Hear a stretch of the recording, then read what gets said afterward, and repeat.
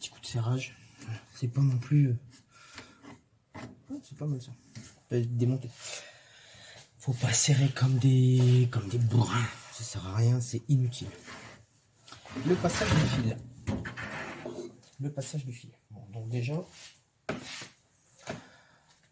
on peut déjà le brancher. Ça, il n'y a pas de souci. On fait pas comme certains bourrins que j'ai déjà vus, qui passent leur fil, qui disent ah faut bien couper le bout parce que c'est un peu torsadé comme vous avez pu voir. En fait. Donc là, on peut constater que au niveau de la bobine, c'est un peu torsadé, abîmé. Donc on coupe 5-10 cm, c'est bien quoi. Et de dire ah faut bien le couper et qu'il laisse en fait le tube contact. Le tube contact, il est inutile de le laisser quand on passe la buse, quand on passe le fil. Ça sert à rien. À moins d'être sûr de passer dedans. Mais il y a une chose sur deux. Donc du coup, tu contact. Là, on en prend un. Hop, qu'on prépare. Donc c'est du tube contact de 1 mm. Je sais pas si on va voir. Non, c'est sur le l'appareil de face. Donc c'est moins bon. Voilà. Donc là on est quasi prêt. On prépare une petite pince. Bon, normalement il faut la bonne pince et tout. Super magnifique. Là, on tire le bout de fil. Et il s'est même cassé. Comme il était plié, en fait il s'est même cassé. On tient le fil. Tenez-le pas par le bout, tenez-le par ici. Hop. Et on va taper. Et ensuite, vous le passez là. Je vais essayer de rapprocher. Voilà. Bon, on voit. Vous voyez, regardez. Hop.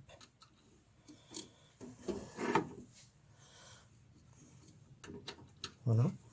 Et on le repasse dans le... C'est ça qui est le plus galère en fait, c'est tout. Voilà.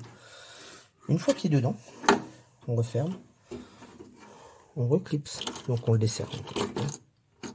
Il y a une espèce de...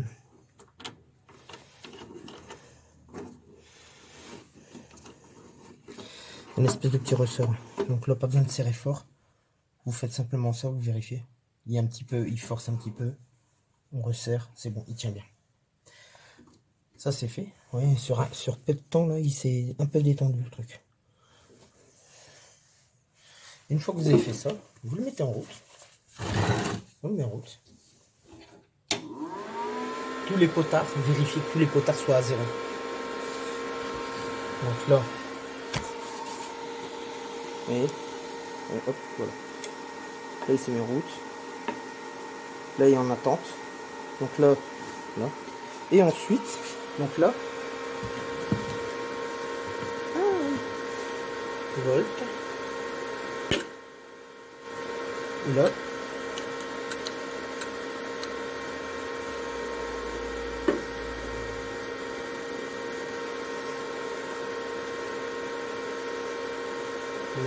une main, petit deux.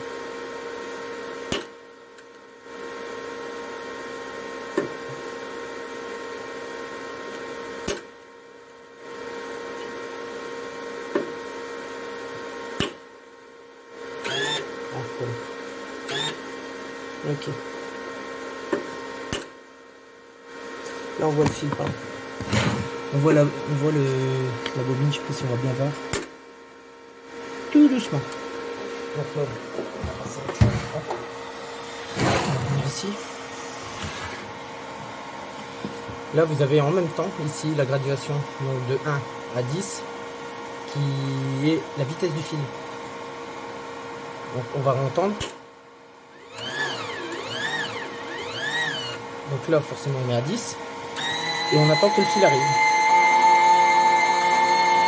Une fois qu'il arrive, on arrête.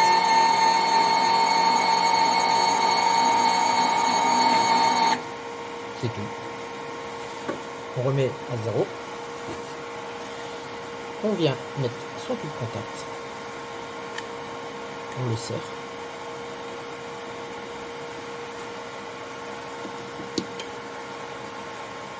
Un tout petit coup de serrage, très léger.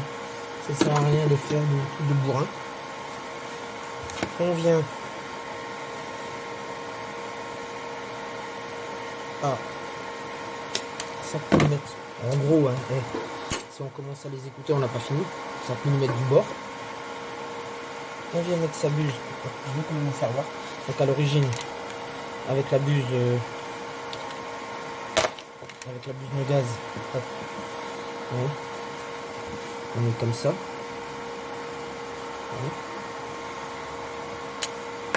Avec la buse de gaz, ouais. Et c'est ce que soudure 2.0 expliquait, que la buse no gaz, quand on soude en fil fourré, ça sert à rien du tout. Donc là il faut qu'on enclenche un peu. Voilà. Déjà il est très réactif. Voilà. Donc là en fait théoriquement on est prêt. On est prêt. Il faut juste maintenant donc la masse. Donc TIG.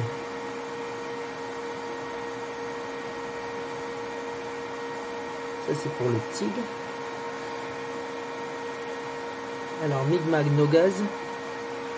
Alors là on a la torche. Donc ça je mets pour l'instant je vais le mettre sur le côté. Là on a la torche.